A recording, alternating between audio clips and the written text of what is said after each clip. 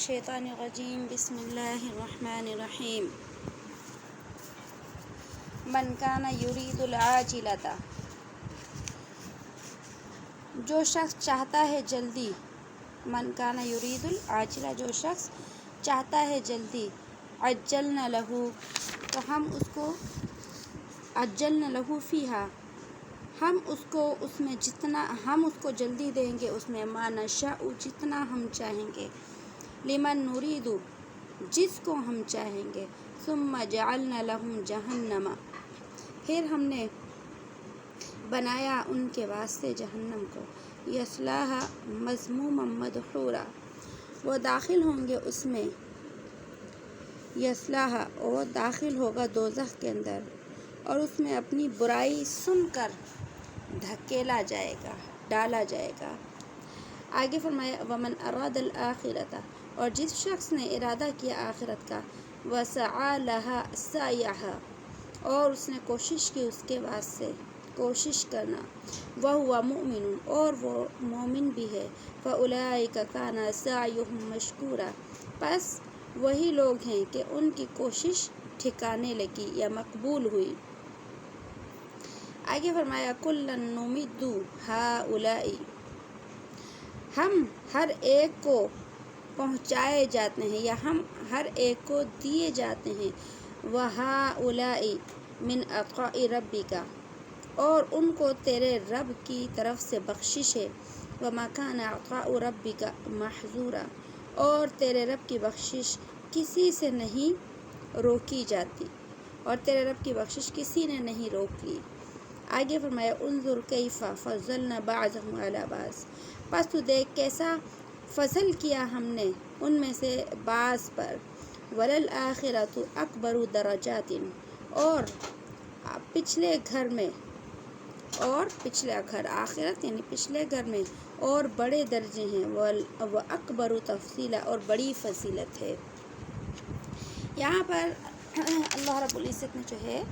ان لوگوں کا تذکرہ فرمایا کہ جو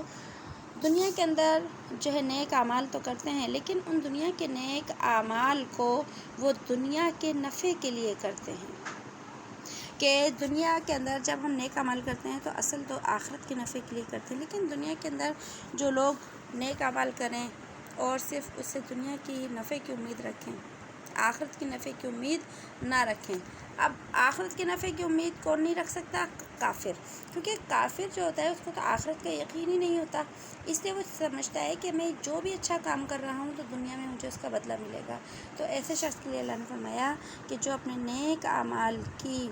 جو کا نفع صرف دنیا کے لیے چاہتا ہے، تو اللہ فرما رہے ہم ایسے لوگوں کو دنیا میں ہی جتنا چاہیں گے دے دیں گے، اور جس کو چاہیں گے دے دیں گے، کہ تم نیک عمل کرو، اس سے تم برکتیں چاہتے ہو تو تمہیں اللہ دے دے گا، لیکن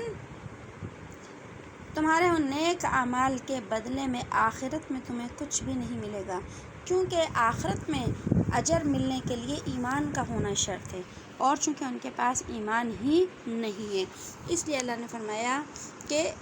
ما نشاء، جس کو ہم چاہیں گے، لمن نرید، اور جس کے لیے ہم جتنا چاہیں گے کہ دنیا میں دیں گے، ثم جعلنا لہم جہنم، پھر آخرت میں اس کا ٹھکانہ جہنم ہے، اور وہ اس میں دھکیلا جائے گا، اور اس کی برائی بیان کی جائے گی، مطلب یہ ہے کہ اس کو ذلیل اور خوار کر کے جو ہے وہ جو ہے جہنم کے اندر ڈال دیا جائے گا۔ اور آگے فرمایا ومن اراد الآخرہ، جو شخص ارادہ کرے آخرت کی، یعنی دنیا کے اندر اگر نیک عمل کرتا ہے اور اس سے آخرت کے ثواب کا ارادہ کرتا ہے کہ مجھے اس عمل سے آخرت کے اندر جو ہے وہ ثواب چاہیے، تو پھر اللہ نے فرمایا کہ اس کو دنیا میں کوشش کرنی پڑے گی، کہ کوشش کر کہ جو ہے وہ کیا کرے گا، نیک عمل کرے، اور نیک عمل سے آخرت میں اسے اس کا بدلہ ملے گا، لیکن شرط کیا ہے، وہو مؤمن، وہ ایمان والا ہو، ایمان کے بغیر اللہ کے یہاں کوئی بھی عمل قابل قبول نہیں ہے۔ اور دوسری شرط کیا ہے کہ اگر وہ ثواب کے لیے کوئی نیک عمل کرنا چاہتا ہے تو اس کو چاہیے کہ وہ جو ہے وہ ثواب، وہ نیک کام جو ہے سنت کے مطابق ہو، وہ نیک کام دین کے بتائے ہوئے طریقے کے مطابق ہو۔ اگر کوئی شخص مومن بھی ہے اور آخرت کے لیے جو ہے وہ نیک عمل بھی کرنا چاہتا ہے لیکن اس کا طریقہ سنت کے مطابق نہیں ہے تو بھی اس عمل کا کوئی بھی اجر نہیں ہے، کیونکہ اگر انسان اس کام کو دین اور سنت کے مطابق نہیں کرے گا تو یقیناً وہ شخص اس کام کو بدعت کے مطابق کرے گا، من گھڑت طریقے سے کرے گا، اور جو شخص دین کے اندر بدعات نکالتا ہے اس کو اللہ کے ہاں ان اعمال کا قطعاً کوئی بھی ثواب نہیں ملتا۔ اور جو ہے اب پتہ چلا کہ اللہ کے ہاں کسی بھی نیک عمل کے مقبول ہونے کے لیے اور اس نیک عمل سے ثواب ملنے کی 4 شرطیں ہیں۔ 4 شرطوں میں سب سے پہلی جو شرط ہے وہ صحیح نیت ہے کہ انسان جب وہ نیکی کر رہا ہو تو اس کی نیت جو ہے وہ بالکل خالص ہونی چاہیے کہ وہ اس ثواب کو اللہ کے ہاں آخرت میں ثواب حاصل کرنے کے لیے اس نیک کام کو کرتا ہے، اس میں دنیا کی کوئی غرض اس کی شامل نہیں ہوتی۔ اور دوسرا کیا ہے کہ نیت کرنے کے بعد اس کام کے لیے کوشش کرنا۔ صرف انسان نیت کر لے میں نماز پڑھوں گا، نیت کر لے میں روزہ رکھوں گا، لیکن نہ نماز پڑھتا ہے نہ روزہ رکھتا ہے، تو نیت کرنے سے اسے نماز اور روزے کا تو ثواب نہیں ملے گا، اسے ثواب تو اس وقت ملے گا جب اس عمل کے لیے جو ہے وہ کیا کرتا ہے، کوشش کرتا ہے۔ نیت پہلے ہوگی، اس کے بعد کیا ہوگی، کوشش ہوگی۔ اور تیسرے نمبر پر اس عمل کے صحیح ہونے کے لیے شرط کیا ہے کہ وہ عمل جو ہے شریعت اور سنت کے مطابق ہو۔ اگر کوئی شخص جو ہے اس عمل کو جو ہے وہ سنت کے مطابق نہیں کرتا، اب جیسے دیکھیے نماز ہے، روزہ ہے، ہم ان عبادات کو اگر سنت کے مطابق نہیں کرتے، نبی صلی اللہ علیہ وسلم کے طریقے کے مطابق نہیں کرتے، کوئی مغرب کی 3 رکعت کے بجائے 4 رکعت پڑھنا شروع کر دیتا ہے تو یہ کیا ہے، دین کے خلاف ہے، اب اسے اس عمل کا کوئی بھی ثواب نہیں ملے گا۔ تو پتہ چلا تیسری شرط یہ ہے کہ سنت کے مطابق ہو۔ اور چوتھی شرط کیا ہے، اور چوتھی شرط جو سب سے اہم ہے وہ ہے ایمان، کہ انسان کے لیے جو ہے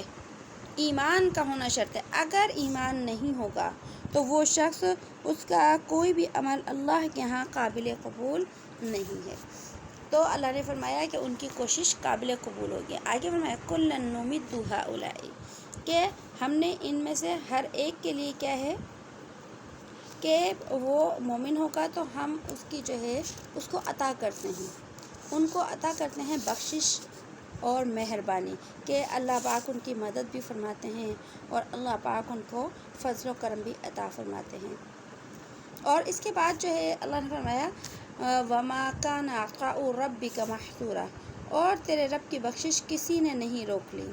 کہ جب اللہ پاک کسی بندے کو عطا کرنے پر آتے ہیں تو کوئی بھی شخص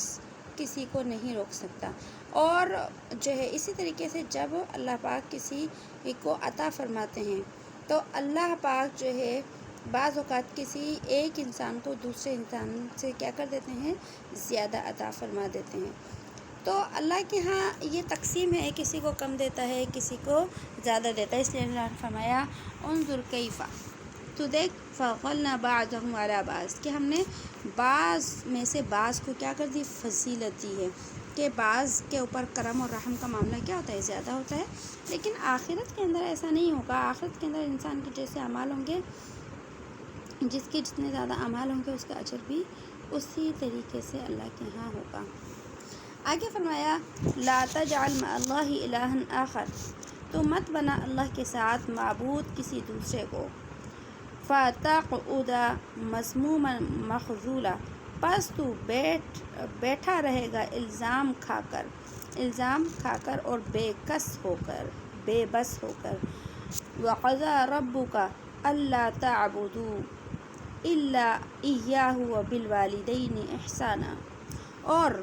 فیصلہ کر چکا ہے تیرا رب اللہ تعبدوا، کہ تم نہیں عبادت کرنا، الا ایاہ مگر اسی کی، یعنی کہ کسی کی عبادت نہیں کرنا سوائے اس کی، وبالوالدین احسانا، اور والدین کے ساتھ احسان کرو، اما یبلغن عندک الکبر احدہما، یہاں تک کہ وہ پہنچ جائیں تیرے پاس، تیرے سامنے بڑھاپے میں، ان دونوں میں سے کوئی ایک، یہاں تک کہ پہنچ جائے تیرے سامنے بڑھاپے کو ان دونوں میں سے کوئی ایک، یا تو دونوں ہوں یا کوئی ایک، او کلاہما، یا دونوں، احدہما دونوں میں سے کوئی ایک، او کلاہما یا دونوں، فلا تقل لہما اف ولا تنہرہما وقل لہما قولا کریما، اور تو کہے، فلا تقل اور تو مت کہے ان سے اف، ولا تنہرہما اور تو نہ جھڑک ان دونوں کو، وقل لہما اور تو کہے ان سے قولا کریما ایک ادب کی بات، ایک میں نرمی کی بات، واخفض لہما جناح الذل من الرحمۃ اور تو جھکا دے ان دونوں کے لیے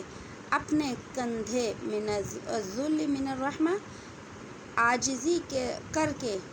مہربانی کے ساتھ، وقل رب ارحمہما کما ربیانی صغیرا اور تو کہے اے میرے رب ارحمہما تو رحم کر ان دونوں پر، کما ربیانی صغیرا جیسا کہ انہوں نے پالا تھا مجھ کو بچپن میں، ربکم اعلم بما فی نفوسکم تمہارا رب خوب جانتا ہے جو تمہارے دلوں میں ہے، ان تکونوا صالحین اگر تم ہوگے نیک، فإنہ کان للأوابین غفورا پس بے شک وہ رجوع کرنے والوں کو بخشتا ہے۔ یہاں پر اللہ رب العزت نے پھر جو ہے توحید کی جو ہے وہ دعوت دی ہے، اور فرمایا کہ اللہ کا یہ فیصلہ ہے کہ جو شخص اللہ کے ساتھ شرک کرے گا اللہ کے ہاں اس کی معافی نہیں ہے۔ اگر دنیا میں معافی مانگ لی تو ٹھیک ہے، مرنے کے بعد اس کے ہاں اللہ کے ہاں کوئی جو ہے وہ معافی نہیں ہے، کیونکہ جو شرک کی حالت میں دنیا سے آ گیا تو وہ آخرت میں ہمیشہ کے لیے بے یار و مددگار رہے گا۔ اور پھر یہاں پر اللہ رب العزت نے اپنی بندگی کے ساتھ ساتھ ماں باپ کے حکم کو اور ماں باپ کے جو ہے احترام کو بیان کیا، اور ماں باپ کے جو ہے وہ حقوق کو بیان کیا کہ تم جس طریقے سے میں تمہیں یہ حکم دیتا ہوں کہ میرے ساتھ شرک نہیں کرنا، اسی طریقے سے میں تمہیں یہ بھی حکم دیتا ہوں کہ اپنے ماں باپ کے ساتھ جو ہے وہ اچھا سلوک کرنا۔ اب وہ تیرے پاس موجود ہوں، یعنی تیری زندگی کے اندر دونوں ہی ہوں یا دونوں میں سے کوئی ایک زندہ ہو، تو دونوں کا ہی حق یہ ہے کہ تو جو ہے ان کی کیا کر، خدمت کر۔ اب یہاں پر والدین کے ادب اور احترام کو اور اطاعت کو جو ہے وہ بیان کیا گیا ہے۔ اس دین اسلام کے اندر اللہ رب العزت نے انسانوں کے کچھ حقوق رکھے ہیں، اور کچھ حقوق اس نے اپنے رکھے ہیں۔ اس کے حقوق کے اندر عبادات آتی ہیں، نمازیں آتی ہیں، روزے آتے ہیں، بندگی آتی ہے، اور بندوں کے حقوق بھی اس نے متعین کیے ہیں۔ ان حقوق کے اندر سر فہرست ماں باپ کے حقوق آتے ہیں۔ تو ماں باپ کے حقوق میں سے یہ بات شامل ہے کہ والدین کے ساتھ جو ہے ادب اور احترام کے ساتھ پیش آیا جائے اور ان کے ساتھ اچھا سلوک کیا جائے۔ اللہ رب العزت نے یہاں پر والدین کے ادب اور احترام کو اپنی عبادت کے ساتھ ملایا ہے کہ اللہ نے فرمایا اللہ تعبدوا الا ایاہ کہ تم نہیں عبادت کرو مگر اس کی، یعنی اللہ کی۔ تو یہاں اللہ نے اپنی عبادت کا ذکر کیا، وبالوالدین احسانا اور والدین کے احسان یعنی ان کے حقوق کو اپنے ساتھ جو ہے وہ بیان کیا۔ اس سے پتہ چلا کہ اللہ کے ہاں والدین کا مقام ایک انسان کے حق میں کتنا اونچا ہے۔ اسی طرح سورہ لقمان جب ہم نے پڑھی تھی تو وہاں سورہ لقمان کے اندر بھی اللہ نے فرمایا انشکر لی ولی والدیک کہ تم میرا بھی شکر ادا کرو اور اپنے والدین کا بھی کیا کرو، شکر ادا کرو۔ تو اپنے شکر کے ساتھ اللہ نے والدین کے شکر کو بیان کیا، اور یہاں پر اپنے حق کے ساتھ والدین کو حق کو جو ہے وہ بیان کیا۔ تو اللہ تعالیٰ کی عبادت کے بعد والدین کی اطاعت، فرمانبرداری، خدمت یہ سب سے زیادہ اہم ہے، اور اسی طریقے سے انسان کے لیے ضروری ہے کہ جس طرح وہ اللہ کا شکر گزار ہو اسی طرح اپنے والدین کا بھی شکر گزار ہو۔ صحیح بخاری شریف کی حدیث میں آتا ہے کہ رسول اللہ صلی اللہ علیہ وسلم نے ایک شخص نے سوال کیا، صحابی ہوں گے وہ، انہوں نے سوال کیا کہ اللہ کے نزدیک سب سے زیادہ محبوب عمل کیا ہے، پسندیدہ؟ تو آپ نے ارشاد فرمایا نماز اپنے مستحب وقت میں پڑھنا، یعنی کہ نماز کو جو ہے اول وقت میں ہی پڑھ لینا۔ مستحب وقت سے مراد جب نبی صلی اللہ علیہ وسلم نے نماز پڑھی۔ اس نے پھر فرمایا کہ انہوں نے کہ اس کے بعد کون سا عمل محبوب ہے، تو آپ نے فرمایا والدین کے ساتھ حسن سلوک، اسی طرح بہت ساری روایات کے اندر والدین کے حسن سلوک کو بیان کیا گیا۔ حضرت ابو درداء رضی اللہ تعالیٰ عنہ سے روایت ہے کہ آپ صلی اللہ علیہ وسلم نے ارشاد فرمایا، باپ جنت کا درمیانی دروازہ ہے، آپ تمہیں اختیار ہے کہ اس کی حفاظت کرو یا اسے ضائع کر دو۔ اسی طرح ایک اور روایت میں آتا ہے، حضرت عبداللہ بن عمر رضی اللہ تعالیٰ عنہ کی روایت میں کہ رسول اللہ صلی اللہ علیہ وسلم نے ارشاد فرمایا کہ اللہ کی رضا باپ کی رضامندی میں ہے اور اللہ کی ناراضی باپ کی ناراضگی کے اندر، کہ اگر ماں باپ ناراض ہیں تو ایسے شخص سے اللہ بھی جو ہے وہ کیا ہو جاتے ہیں، ناراض ہو جاتے ہیں۔ ہاں، یہ تفصیل ہم پیچھے پڑھ چکے ہیں کہ اگر ماں باپ کافر ہیں اور یا پھر جو ہے ماں باپ چاہتے ہیں کہ اولاد گناہ کے راستے پر آ جائے اور اولاد ان کی بات نہیں مانتی، پھر وہ ماں باپ ناراض ہوتے ہیں، تو یہ جو ناراضگی ہے اس ناراضگی کا حساب نہیں ہوگا، کیونکہ وہ جو ہے انسان کو گناہ یا کفر کی طرف لے کر آ رہے ہیں۔ لیکن اس کے علاوہ دنیاوی معاملات کے اندر جتنی بھی جگہ ہے وہاں اولاد کے لیے جو ہے ماں باپ کی بات کا ماننا فرض میں داخل ہوتا ہے، جبکہ اللہ کی نافرمانی وہاں پر نہ ہو رہی ہو، اور اسی طریقے سے کسی اور بندے کا حق نہ ضائع ہو رہا ہو۔ مثلا رشتہ دار ہیں، اب کسی سے لڑائی ہے، اب ماں باپ ہیں اپنی اولاد کو حکم دیتے ہیں فلاں کا جا کر نقصان کر دو، فلاں کو جا کر جو ہے تکلیف پہنچاؤ، تو اب یہ جو ماں باپ کا یہ جو حکم ہے، یہاں پر یہ حکم جو ہے ایک طرح سے گناہ کا حکم ہے، اس سے دوسرے کی حق تلفی ہو رہی ہے، تو ان ایسے احکام کو نہیں مانا جائے گا۔ ہاں، جو اس سے ہٹ کر جتنے بھی کام ہوں گے جس میں کوئی گناہ نہیں ہوگا، ان جگہوں پر ماں باپ کی بات کا ماننا کیا ہے، ضروری ہوتا ہے۔ اسی طرح حضرت ابو امامہ رضی اللہ تعالیٰ عنہ سے ایک حدیث نقل ہے کہ ایک شخص نے اللہ کے نبی صلی اللہ علیہ وسلم سے سوال کیا کہ اولاد پر ماں باپ کا کیا حق ہے، تو آپ نے فرمایا دونوں ہی تیری جنت ہیں یا دونوں ہی تیری دوزخ ہیں، مطلب کہ ان کی اطاعت خدمت تجھے جنت میں لے جائے گی، اور ان کی بے ادبی اور ماں باپ کی ناراضگی انسان کو دوزخ کے اندر لے جائے گی۔ اسی طرح حضرت ابن عباس رضی اللہ تعالیٰ عنہ سے ایک اور حدیث آتی ہے کہ اللہ کے نبی صلی اللہ علیہ وسلم نے ارشاد فرمایا کہ جو شخص اللہ کے لیے اپنے ماں باپ کا فرما بردار رہا، کہ اللہ نے حکم دیا ہے ماں باپ کی فرما برداری کرنی ہے، تو فرمایا کہ اس کے لیے جنت کے 2 دروازے کھلے رہیں گے، کہ جن سے چاہے وہ جنت میں کیا ہو جائے، داخل ہو جائے، اور جو ماں باپ کا نافرمان ہو اس کے لیے جہنم کے 2 دروازے کھلے رہیں گے۔ اور اگر ماں باپ میں سے کوئی ایک ہی تھا، یعنی کہ دنیا میں ایک ہی زندہ تھا، تو ایک دروازہ جنت کا کھلا رہے گا یا ایک دروازہ دوزخ کا کھلا رہے گا۔ جنت کے 2 دروازے ماں باپ ہیں، اور جہنم کے 2 دروازے وہ بھی گویا کہ ماں باپ کی ناراضگی سے کھلتے ہیں۔ اور اسی طریقے سے ایک اور روایت میں آتا ہے کہ اللہ کے نبی صلی اللہ علیہ وسلم نے ارشاد فرمایا کہ جو خدمت گار بیٹا اپنے والدین پر رحمت و شفقت کی نظر ڈالتا ہے تو ہر نزل کے بدلے میں ایک مقبول حج کا ثواب پاتا ہے۔ لوگوں نے عرض کیا یا رسول اللہ، اگر وہ دن میں 100 مرتبہ اپنے ماں باپ پر نظر ڈالے، تو آپ نے فرمایا کہ ہاں 100 مرتبہ بھی، یعنی کہ ہر نظر پر اس کو ثواب ملتا ہے۔ اللہ تعالیٰ بہت بڑا ہے، اس کے خزانے میں کوئی کمی نہیں آتی۔ دیکھیں کتنی بڑی ایک فضیلت ہے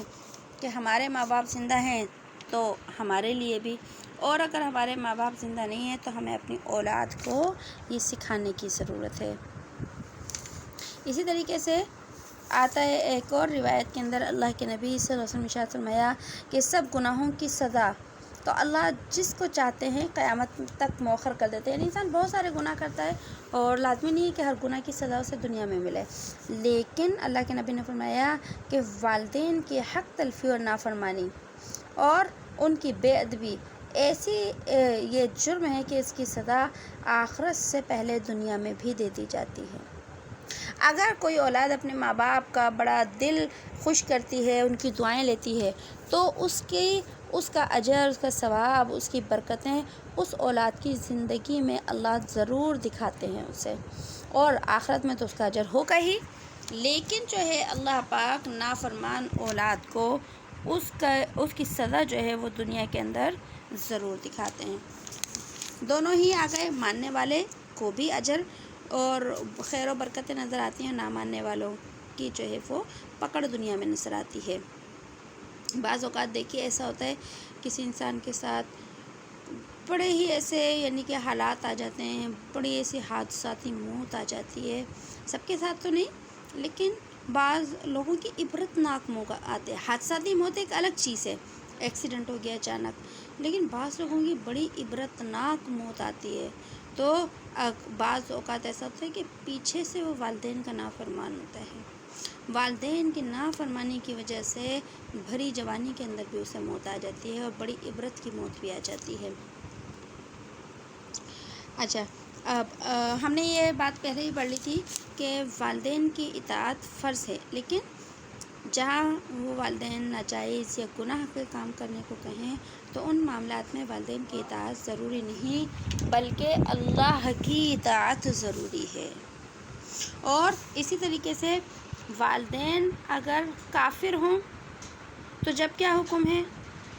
تو والدین جو ہے کافر ہوں تو اس کا بھی یہی حکم ہے کہ والدین کا ادب، ان کا احترام، اس کی فرما برداری، ان کی خدمت گزاری کا حکم پھر بھی ہمیں اسلام دیتا ہے۔ صحیح بخاری شریف کی روایت میں آتا ہے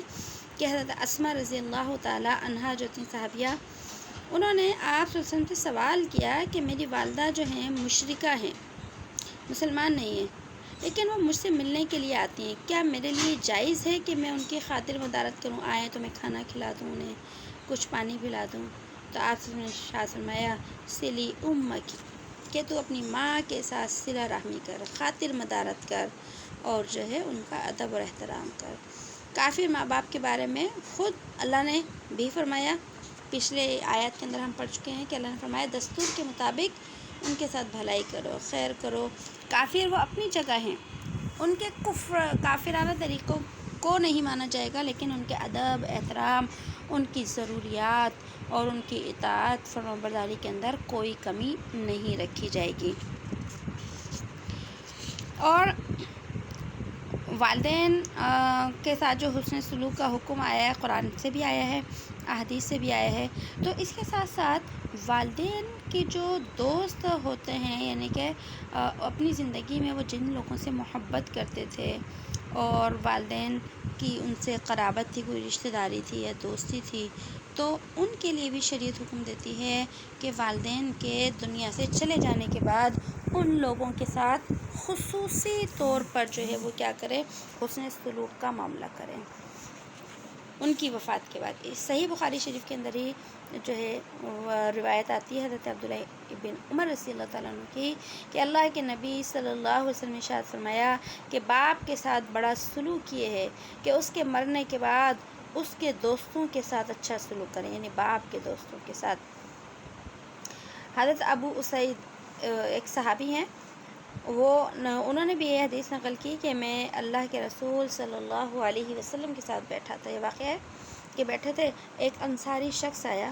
اور اس نے سوال کیا یا رسول اللہ، ماں باپ کے انتقال کے بعد بھی ان کا کوئی حق میرے ذمے ہے کہ اب تو وہ دنیا سے چلے گئے، اب کوئی حق ہے اب بھی ادا کرنے کے لیے؟ تو آپ نے فرمایا ہاں، ان کے لیے دعا اور استغفار کرو۔ دعائیں کرنا یعنی درجات کی بلندی کے لیے تم دعائیں کرو، اور استغفار یعنی ان کی جو کمی کوتاہیاں ہوں تو ان کے لیے بخشش کی دعا کرو۔ اور اگر انہوں نے اپنی زندگی میں کسی سے کوئی عہد کیا تھا، کوئی وعدہ کیا تھا، تو تم اس وعدے کو کیا کرو، پورا کرو۔ اور آگے فرمایا کہ اپنے والد کے، اپنے باپ کے دوستوں کا ادب اور احترام کرو اور ان کے رشتہ داروں کے ساتھ صلہ رحمی کا برتاؤ کرو۔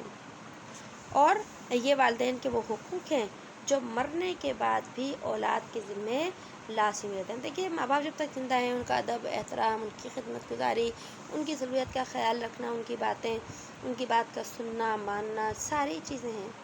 لیکن جب دنیا سے چلے جاتے ہیں تو وہ کام ختم ہو جاتے ہیں، لیکن یہ کام باقی رہ جاتے ہیں۔ نمبر 1 دعا کرنا درجات کی بلندی کی، نمبر 2 استغفار کرنا، اور نمبر 3 اگر انہوں نے کسی سے کوئی وعدہ لیا ہے تو اس وعدے کو پورا کرنا، یا ان کا کوئی قرض ہے تو وہ ادا کر دینا۔ اسی طرح ان کے جو دوست ہیں یا رشتہ دار تھے ان کا بھی ادب اور احترام کرنا، یہ اولاد کے ذمے ہیں۔ کیونکہ واقعات میں آتا ہے کہ جب ہمارے نبی صلی اللہ علیہ وسلم کہ جب پہلی جو زوجہ محترمہ حضرت خدیجہ رضی اللہ تعالیٰ عنہ کا انتقال ہو گیا تو ان کے انتقال کے بعد جو ان کی سہیلیاں تھیں، ان کی ملنے والیاں تھیں، آپ صلی اللہ علیہ وسلم ان کے پاس ہدیہ بھیجا کرتے تھے، تحفے بھیجا کرتے تھے، اور اس سے حضرت خدیجہ رضی اللہ تعالیٰ عنہا کا حق ادا کرنا مقصود تھا۔ اور اسی کے ساتھ ساتھ والدین کے آداب کے اندر والدین کی خدمت ہو، والدین کا ادب ہو، تو یہ کسی بھی زمانے کے ساتھ خاص نہیں ہے۔ عبادات تو زمانے کے ساتھ خاص ہے، وقت کے ساتھ خاص ہے، اور اسی طریقے سے جو ہے اس کی خاص شکل ہوتی ہے، لیکن جو ماں باپ ہوتے ہیں ان کی اطاعت، ان کی فرمانبرداری کسی زمانے اور کسی عمر کے ساتھ تعلق نہیں رکھتی کہ کسی زمانے کے اندر یا کسی وقت میں تو والدین کی فرمانبرداری کرنی ہے اور کسی وقت میں نہیں۔ یہ اللہ نے ان کی زندگی میں بھی تمہارے اوپر لازم کی ہے، اور ان کے مرنے کے بعد دوسرے طریقے سے جو ہے ان کے حقوق تمہارے اوپر رکھے ہیں۔ اور اسی طریقے سے والدین کی عمر کتنی بھی یعنی کہ بہت بوڑھے ہو جائیں تو پھر جو ہے تمہیں ان کی بات ماننی ہے، نہیں، والدین کی عمر کچھ بھی ہو، اولاد کی عمر کچھ بھی ہو، تو اولاد کے لیے جو ہے وہ بات ماننا ضروری ہے۔ اور اسی کے ساتھ ساتھ جب والدین کا جو بڑھاپے کا زمانہ ہوتا ہے، ایک تو یہ تو والدین اور اولاد کی جو ہے عمر بھی اچھی ہوتی ہے، والدین کی عمر بھی اچھی ہوتی ہے، کوئی اتنا فرق نہیں ہوتا، یا وہ محتاج نہیں ہوتے ہیں اولاد کی خدمت کے، ایک زمانہ بولتا ہے۔ لیکن اگر والدین اتنے بوڑھے ہو جائیں کہ وہ اولاد کی خدمت کے محتاج ہو جائیں اور اپنی زندگی میں اولاد کے رحم و کرم کے اوپر پڑ جائیں، اور اگر اولاد کی طرف سے بے رخی وہ محسوس کرتے ہیں تو ان کا جو دل ہوتا ہے ظاہر سی بات ہے کیا ہو جاتا ہے، زخمی ہو جاتا ہے۔ ایسے مقام، ایسے وقت کے لیے جو ہے قرآن کریم نے جو ہے گویا کہ اپنے ماننے والوں کو بہت زیادہ جو ہے وہ حکم دیا ہے کہ جب جو والدین ہوتے ہیں جب بوڑھے ہو جاتے ہیں تو ظاہر سی بات ہے بوڑھا انسان کیا تو چڑچڑا ہو جاتا ہے، حتیٰ کہ جب بڑھاپا بہت زیادہ بڑھ جاتا ہے تو انسان کی عقل جو ہوتی ہے وہ بھی کام کرنا چھوڑ جاتی ہے، اور اس کی خواہشیں، اس کے تقاضے کچھ اور ہو جاتے ہیں، اور ایسے ہو جاتے ہیں کہ اولاد کے لیے پورا کرنا مشکل ہے۔ جیسے دیکھیے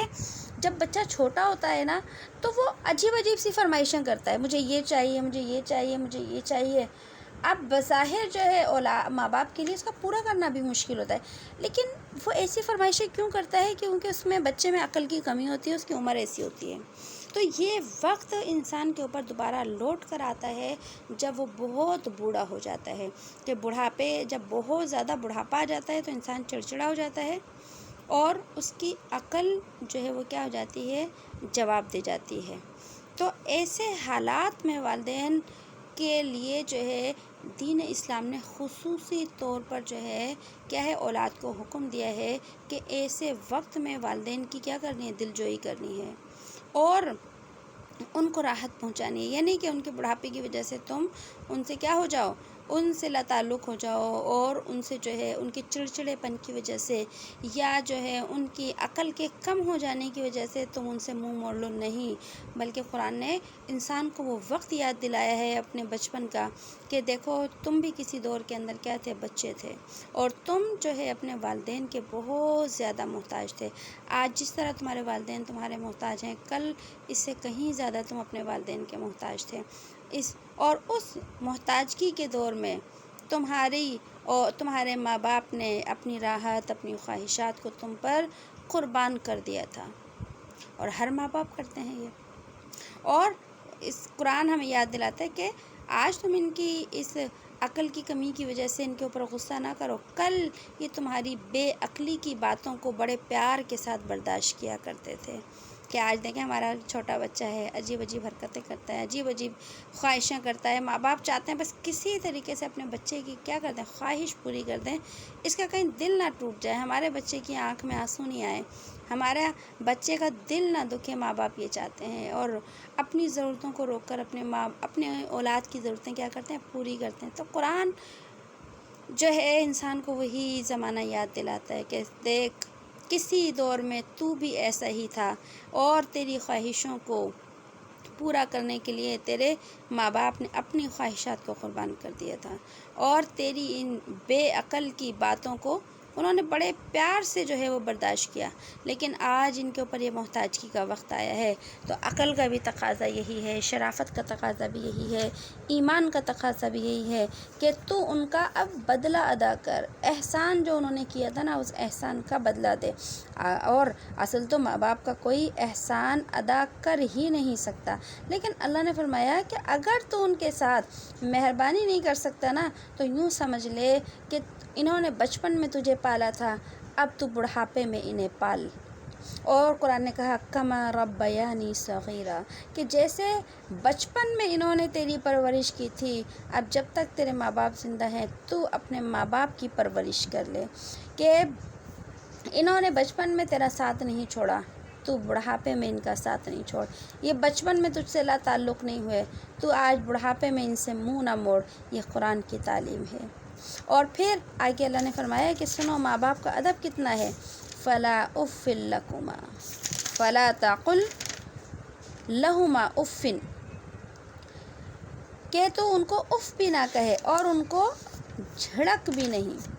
یہاں پر اور یہ قرآن کریم کے اندر دوسری جگہ بھی آیا ہے یہی والا لفظ فلا اف لکما ولا تنہرہما،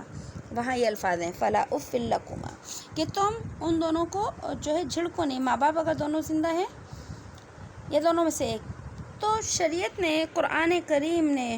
ان کو، اولاد کو حکم دیا کہ ان کو اف بھی نہ کہیں۔ دیکھیے ماں باپ کا ادب احترام کتنا زیادہ ہے کہ قرآن نے اس کے بارے میں تفصیلی جو ہے آیات بیان کر دی۔ اگر چاہتے اللہ پاک تو نبی علیہ الصلوۃ والسلام کی زبان سے ہی ماں باپ کے حقوق کو بیان کر دیا جاتا، لیکن اللہ نے قرآن کریم میں کئی جگہ پر ماں باپ کا تذکرہ فرمایا، اور ماں باپ کے تذکرے کو اپنے تذکرے کے بعد بیان فرمایا۔ پہلے اپنا تذکرہ کیا، میری بندگی کرو، پھر فرمایا ماں باپ کی اطاعت کرو، کہیں فرمایا میرا شکر ادا کرو، پھر فرمایا ماں باپ کا شکر ادا کرو۔ تو یہاں پر اللہ نے فرمایا اف بھی نہ کہو۔ اب اف کیا ہے، اف کا کلمہ، اف کا لفظ کیا ہے کہ جس سے ناگواری کا اظہار ہوتا ہو۔ ایک تو ہے ماں باپ سے بدتمیزی کرنا، اور ایسے بد نصیب بھی لوگ ہوتے ہیں جو ماں باپ کو مارتے بھی ہیں۔ اللہ پاک ایسی اولاد سے ہر ایک کی حفاظت کرے۔ اور ماں باپ سے بدزبانی کرنا یہ تو ایک عام سی بات ہو گئی ہے، لیکن شریعت نے جو ہے یہ بدتمیزی کرنا، منہ چلانا اور ان کا دل دکھانا، ان کے مقام و مرتبے کے خلاف کرنا، یہ تو بہت بڑی بات ہے۔ شریعت نے کہا اف لکما، کہ تم نے اف بھی نہیں کہنا، اف بھی نہیں کہنا۔ حضرت علی رضی اللہ تعالیٰ عنہ کی روایت میں آتا ہے کہ اللہ کے نبی صلی اللہ علیہ وسلم نے ارشاد فرمایا کہ اگر تکلیف پہنچانے میں اف کہنے سے بھی کوئی کم درجہ ہوتا تو یقیناً اس کو بھی ذکر کر دیا جاتا۔ مطلب کہ اگر کسی معاشرے کے اندر، چاہے وہ عربوں کا معاشرہ ہو یا کسی بھی انسانوں کا معاشرہ ہو، اس میں اف سے چھوٹا بھی کوئی کلمہ ہوتا تو قرآن اس کو بیان کر دیتا۔ اف سب سے چھوٹا کلمہ تھا کہ کسی اپنی ناگواری کے اظہار کے لیے اف کا لفظ جو ہے انسان کہہ دیتا ہے، تو شریعت نے کہا کہ ماں باپ کے حق میں تم یہ بھی نہیں کہہ سکتے، اور اس سے آگے تو کس چیز کی اجازت ہوگی کہ اف بھی نہیں کہہ سکتے۔ تو پتہ چلا ہے کہ جس چیز سے ماں باپ کو تکلیف پہنچے، اذیت پہنچے، ان ساری چیزوں کو شریعت نے جو ہے وہ حرام قرار دے دیا ہے۔ اور اس کے بعد فرمایا ولا تنہرہما، تم ان دونوں کو جھڑکو نہیں، جھڑکنا ڈانٹنا اردو کے اندر، کہ ماں باپ ہیں کچھ کہہ رہے ہیں، اولاد کچھ کہہ رہی ہے، اولاد کی بات ماں باپ کی سمجھ میں نہیں آ رہی۔ جب اولاد جوان ہوتی ہے، طاقتور ہوتی ہے، پیسہ اس کی جیب میں ہوتا ہے، تو ماں باپ کی اہمیت بہت کم ہو جاتی ہے۔ اور یہ اہمیت کہاں کم ہوتی ہے، جب جو ہے ماں باپ نے اپنی اولاد کی تربیت نہیں کی ہوتی، انہوں نے اپنی اولاد کو جو ہے اللہ کے احکام نہیں سنائے ہوتے، ان کی تربیت ایسی نہیں کی ہوتی، ان کو ایسا علم نہیں دلایا ہوتا، تو اس کی وجہ سے کیا ہوتا ہے کہ وہ اولاد جو ہوتی ہے اپنے ماں باپ کی نافرمان ہو جاتی ہے اور ماں باپ کو ایذا پہنچاتی ہے۔ تو اللہ نے فرمایا کہ وَقُلْ لَهُمَا قَوْلًا كَرِيمًا، اور تم کہو ان سے نرمی کی بات۔ کہ یہاں پر اب جو ہے والدین سے بات کرنے کا ادب سکھایا گیا ہے کہ والدین سے بات کیسے کرنی ہے، کہ محبت اور شفقت کے لہجے میں بات کرنی ہے، کہ بات تو کر رہے ہیں لیکن اس کا انداز اچھا نہیں ہے، انداز میں برہمی ہے، انداز میں غصہ ہے، انداز میں ناراضگی ہے۔ قرآن نے اس کو بھی حرام کر دیا کہ تم نے اپنے ماں باپ سے نرمی کے ساتھ بات کرنی ہے۔ اس کے علاوہ نرمی اور محبت بھرے لہجے کے اندر بات کرنی ہے کہ جب تو چھوٹا تھا، تیرے ماں باپ تیری جو ہے تجھے پالتے وقت کیا کرتے تھے، محبت اور شفقت کا مظاہرہ کرتے تھے، آج یہ تیرے محتاج ہیں، اس لیے تو ان کے ساتھ شفقت اور محبت کا معاملہ فرما۔ اور اس کے بعد چوتھا حکم ایک اور فرمایا، واخفض لہما جناح الذل، کہ تو ان دونوں کے لیے کیا کر دے، اپنے مہربانی کے بازوؤں کو، پروں کو پھیلا دے۔ مطلب کیا ہے کہ اپنے ماں باپ کے سامنے اپنے آپ کو بچھا دے، اپنے آپ کو عاجز کر دے کہ ماں باپ کے سامنے ہماری کوئی حیثیت نہیں ہے، جو کہہ دیا انہوں نے بس ہم نے مان لیا۔ خوش نصیب اولاد ہوتی ہے جو ماں باپ کے سامنے ایک چھوٹے بچوں کی طرح رہتی ہے، اگرچہ اولاد بڑی ہو جائے لیکن پھر بھی ماں باپ کے سامنے ایک چھوٹے بچوں کی طرح رہتی ہے، کہ جو ماں باپ کہہ رہے ہیں تو جو ہے وہ کیا کر لیتے ہیں، اس وقت اس کو تسلیم کر لیتے ہیں۔ کہ اللہ نے فرمایا یہ جو حکم دیا نا، واخفض لہما جناح الذل، تو ایک مثال کے مہربانی کے بازوؤں کو پھیلا دے، کہ جس طرح ایک غلام ہوتا ہے اور جس طرح ایک آقا اس کا ہوتا ہے، تو غلام جو ہوتا ہے نا اس کا سر جھکا رہتا ہے اپنے آقا کے سامنے، وہ اس سے منہ زور نہیں ہو سکتا کیونکہ وہ اس کا غلام ہوتا ہے۔ اس لیے اللہ نے ایک مثال دی کہ تمہارا رویہ اپنے والدین کے ساتھ ایسا ہونا چاہیے کہ تمہارے والدین تمہارے آقا ہیں اور تم اپنے والدین کے لیے کیا ہو، غلام ہو، اور غلام سر نہیں اٹھاتا اپنے مالک کے سامنے۔ اور پھر فرمایا من الرحمتی، دل سے، مہربانی سے، مطلب کیا ہے کہ ماں باپ کے ساتھ تمہارا جو رویہ، میٹھا بول اور ان کی خدمت اور ان کی اطاعت کسی غرض کی وجہ سے نہیں ہو کہ میں زیادہ ماں باپ کی خدمت کروں تو جائیداد میں مجھے زیادہ حصہ مل جائے گا، میں زیادہ جو ہے دیکھ بھال کروں گا تو جائیداد میں حصہ بھی زیادہ لوں گا۔ یہ دکھاوے کا نہیں ہے کہ دنیا کے اندر لوگ جو ہے مجھے میری عزت کریں یا مجھے جائیداد کے اندر پیسہ زیادہ مل جائے، نہیں، بلکہ اللہ نے فرمایا من الرحمہ، کہ تیرا اپنے والدین کے ساتھ تعلق ایک دل کے ساتھ ہونا چاہیے، کہ ان کی عزت دل کی بنیاد پر ہوگی، ان کی خدمت دل کی بنیاد پر ہوگی، اور یہ شفقت کی اور مہربانی کی بنیاد پر ہوگی۔ اور آگے فرمایا وَقُلْ رَبِّ ارْحَمْهُمَا، اور تو کہے اے میرے رب تو میرے ماں باپ کے اوپر کیا کر دے، رحم کر دے۔ کیا کہ اے اللہ، یہ کیا مطلب ہے اس دعا کا، کہ اللہ میں اپنے والدین کو پوری طرح سے راحت نہیں پہنچا سکتا، دل کی راحت ہو، جسمانی راحت ہو، یہ میرے بس کی بات نہیں ہے، لہٰذا اے اللہ میں اپنی پوری کوشش کرتا ہوں والدین کو راحت پہنچانے کی، لیکن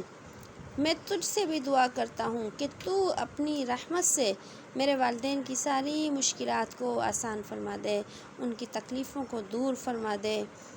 اور یہ جو دعا ہے، یہ دعا وہ ہے کہ اس کے اندر جو اللہ نے حکم دیا ہے کہ والدین کے لیے دعا کرو، یہ دنیا کے اندر بھی اور آخرت کے اندر بھی، کہ والدین اگر زندہ ہیں جب بھی ان کے لیے دعا کرو کہ اللہ تو ہمارے والدین کے لیے آسانیوں کے معاملے فرما اور راحتوں کے فیصلے فرما ان کے لیے، اور اگر والدین مر گئے ہیں تو بھی ان کے لیے دعا کرو جس کی وجہ سے کہ یہ والدین کو راحت پہنچتی رہے۔ ظاہر ہے جب والدین کے لیے دعا کی جاتی ہے تو والدین کے درجے کیا ہوتے ہیں، اولاد کی دعاؤں کی وجہ سے بلند ہوتے ہیں، تو اس وجہ سے جو ہے دنیا میں بھی والدین کے لیے دعائیں کی جائیں اور ان کے مرنے کے بعد بھی دعائیں کی جائیں۔ ہاں، اگر یہ مسئلہ کب ہے، جب والدین مسلمان ہوں تو دنیا میں بھی دعائیں ہیں اور مرنے کے بعد بھی، لیکن اگر کوئی شخص ایسا ہے جس کے والدین تو ہیں لیکن کافر ہیں، تو دنیا میں تو ان کے لیے دعا کی جا سکتی ہے ہدایت کی، رحمت کی، لیکن جو ہے اگر وہ والدین کافر تھے اور مر گئے ہیں تو ان کے لیے رحمت اور مغفرت کی دعائیں اب نہیں کی جا سکتی۔ اسی طرح ایک روایت آتی ہے حضرت جابر بن عبداللہ رضی اللہ تعالیٰ عنہ کی، فرماتے ہیں کہ ایک شخص نبی صلی اللہ علیہ وسلم کی خدمت میں حاضر ہوا اور اس نے شکایت کی کہ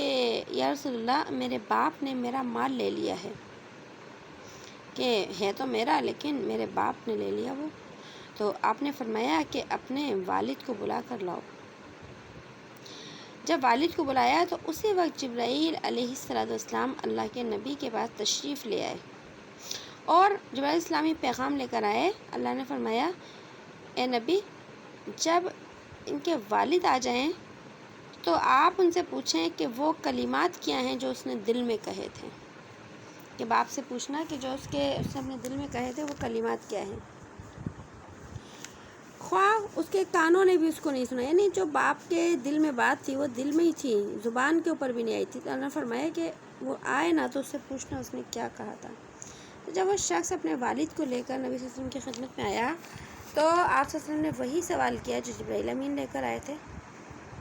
کہ کیا بات ہے کہ آپ کا بیٹا آپ کی شکایت کرتا ہے کہ میرے باپ نے میرا مال لے لیا، کیا آپ چاہتے ہیں کہ اس کا مال چھین لیں؟ یعنی باپ سے پوچھا کہ آپ چاہتے ہیں کہ آپ اپنے بیٹے کا مال چھین لیں؟ تو والد نے عرض کیا کہ یا رسول اللہ آپ یہ سوال اسی سے پوچھیں کہ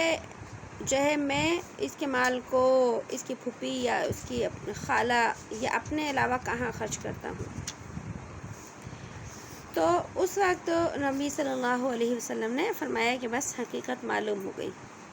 اور اب کچھ کہنے کی مجھے ضرورت نہیں۔ اس کے بعد آپ نے ارشاد فرمایا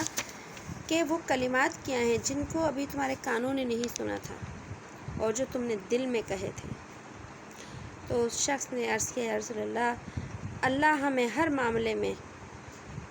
آپ پر ہمارا ایمان اور یقین بڑھا دیتے ہیں۔ مطلب کیا کہ جو بات میں نے اپنی زبان سے نہیں کہی، جو بات میرے کانوں نے نہیں سنی، میرے دل کے اندر وہ جذبات تھے، لیکن اے اللہ کے نبی آپ کے رب نے آپ کو وہ بات بھی بتا دی، یہ آپ کا معجزہ تھا۔ تو پھر اس نے کہا کہ میں نے حقیقت یہ ہے کہ میں نے چند اشعار میں نے اپنے دل میں کہے تھے اور ان اشعار کو، ان کلمات کو میرے کانوں نے بھی نہیں سنا تھا۔ تو آپ نے فرمایا کہ ہمیں بھی وہ اشعار سناؤ جو تم نے اپنے دل میں کہے تھے۔ تو پھر جو ہے اس نے وہ اشعار جو دل میں تھے، درد کی حالت میں جو اس نے کہے تھے، وہ نبی صلی اللہ علیہ وسلم کو سنائے۔ اب میں آپ کو اردو میں بتا دیتی ہوں، ویسے تو عربی میں ہے، کہ اس نے جو پہلا شعر تھا، کہنے لگا کہ میں نے تجھے بچپن میں غذا دی اور جوان ہونے کے بعد تیری ذمہ داری اٹھائی، تیرا کھانا تیرا پینا سب میری ہی کمائی سے تھا۔ ظاہر ہے ماں باپ کی کمائی سے ہی تو اولاد پلتی ہے۔ اور پھر دوسرا شعر کہا جب کسی رات میں تجھے کوئی بیماری پیش آ گئی تو میں نے تمام رات تیری بیماری کی وجہ سے بیداری اور بے قراری میں گزاری، گویا کہ تیری بیماری مجھے ہوئی ہے اور میں تمام شب روتا رہا۔ میرا دل تیری ہلاکت سے ڈرتا تھا کہ کہیں تو مر نہ جائے، حالانکہ میں جانتا تھا کہ موت کا ایک دن مقرر ہے، نہ پہلے آ سکتی ہے نہ پیچھے ہو سکتی ہے۔ پھر کہا جب تم اس عمر کو پہنچ گئے، اس حد تک پہنچ گئے، یعنی جوانی تک، کہ جس جوانی کی میں تمنا کیا کرتا تھا، تو تم نے میرا بدلہ سختی اور سخت کلامی بنا دیا۔ میں نے تو تجھے جوان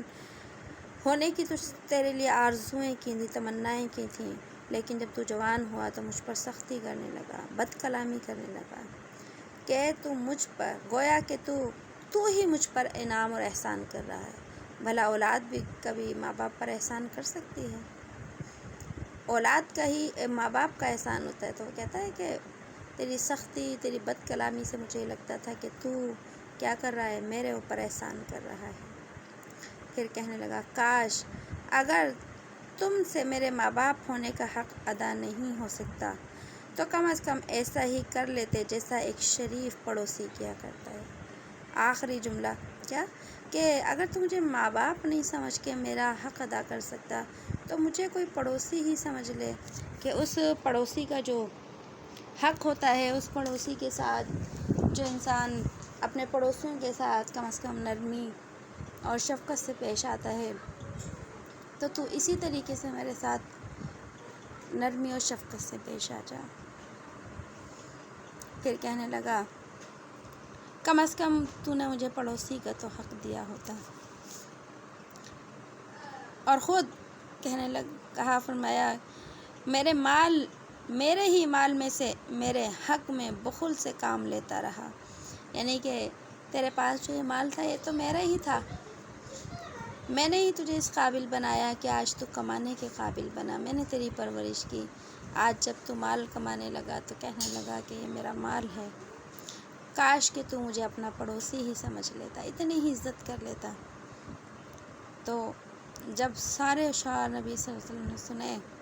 तो आपने बेटे का गिरेबान पकड़ लिया और आपने फरमाया अंता व मालुका लि अबीका, कि तू और तेरा माल सब तेरे बाप का है, तेरी क्या औकात है,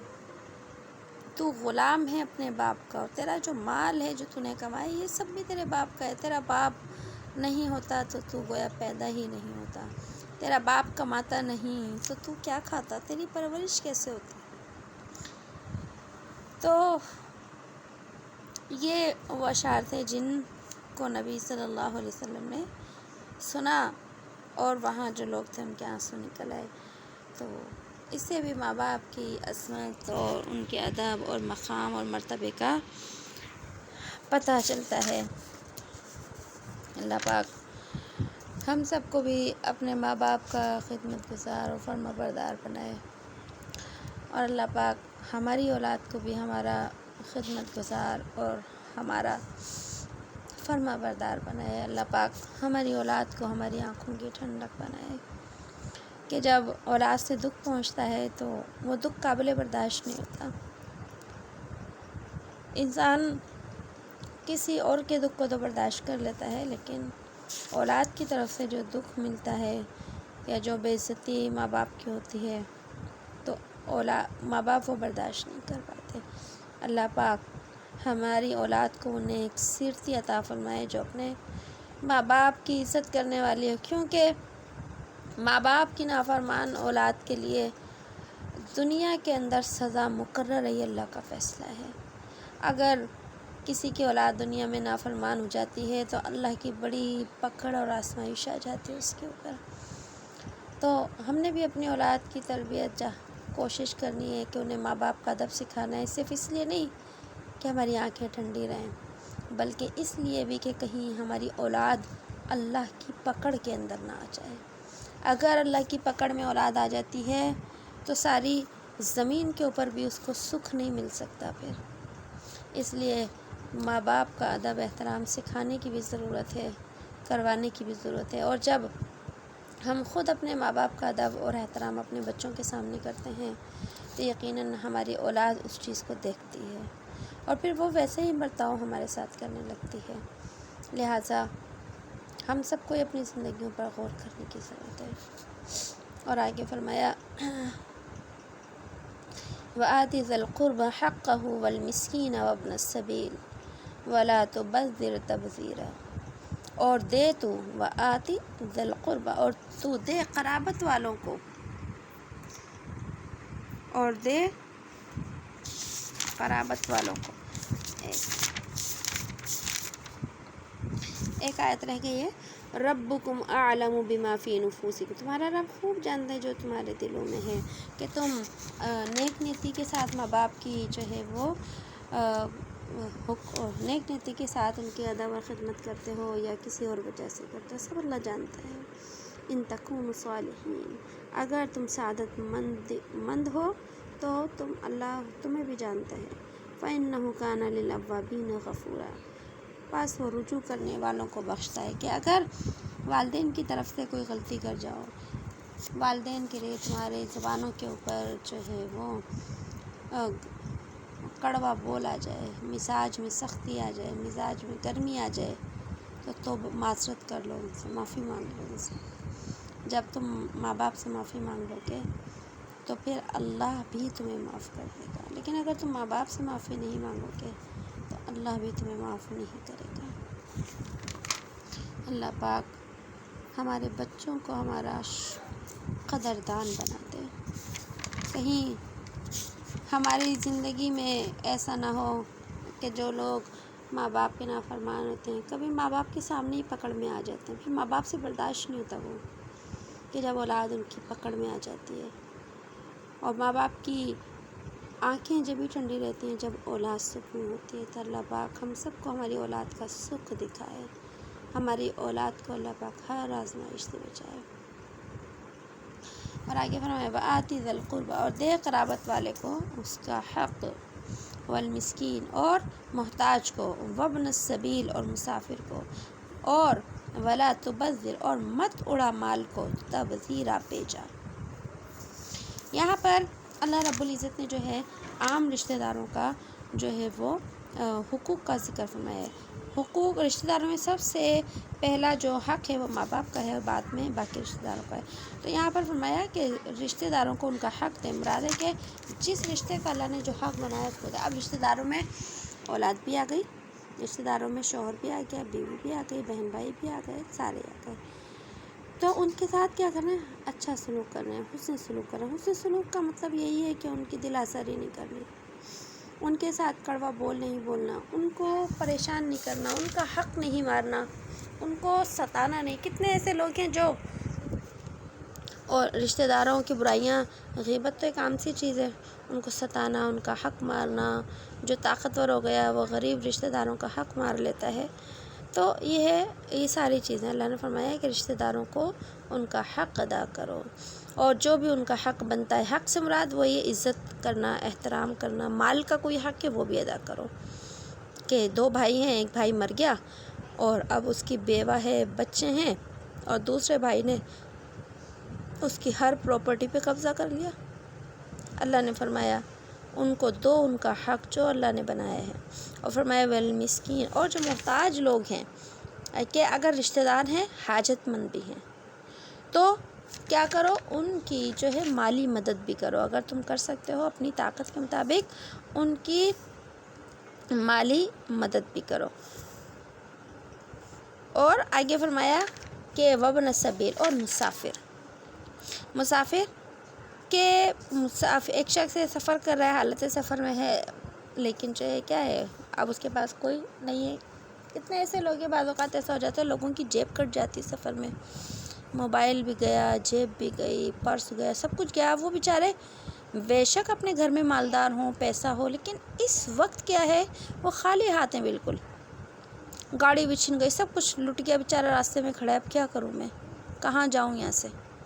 تو قرآن حکم دیتا ہے کہ مسافروں کی بھی جو ہے اگر کہیں ضرورت پڑے ان کی کیا کرو، مالی مدد کرو ان کی، اور مالی مدد کرو،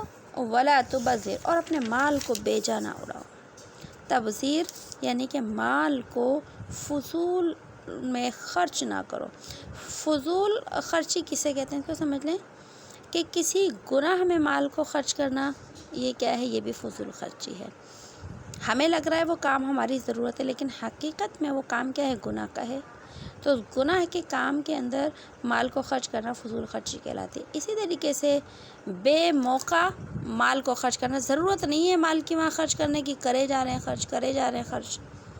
تو اسے اسراف کہا جاتا ہے۔ تو دونوں ہی جو ہے اللہ نے منع فرمائے ہیں، گناہ کے اندر بھی خرچ نہیں کرنا، اور بے موقع بے موقع مال کو بھی خرچ نہیں کرنا۔ اور اسی طرح یہ ہے کہ جہاں ضرورت ہے 1000 روپے کی، وہاں 10-20 ہزار روپے خرچ کیے جا رہے ہیں بیچا، ایک مثال دے رہی ہوں۔ تو اس طریقے سے بھی ضرورت سے زائد بھی خرچ نہیں کرنا،